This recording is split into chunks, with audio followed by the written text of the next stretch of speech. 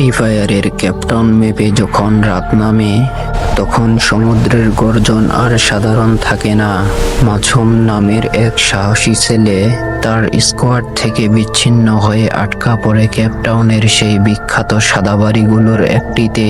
চারদিকে কুয়াশা, আর হঠাৎ করে মাছুমের কানের কাছে কেউ ফিসফিস করে বলে উঠল, একা এসে ভুল করলে না তো মাছুম? মাছুম পিছনে তাকিয়ে দেখলো কেউ নেই, কিন্তু তার গেমের স্ক্রিন ম্যাপের ভিতর নিজের লোকেশনে দেখে সে একা নয়।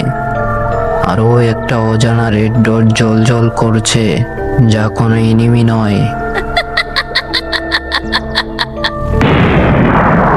সো গাইস, ভিডিওটি ভালো লাগলে লাইক অ্যান্ড সাবস্ক্রাইব করে দিবেন। ফেসবুক থেকে দেখলে ফলো করে দিবেন, আর পার্ট 2 চাইলে কমেন্ট করে জানাবেন।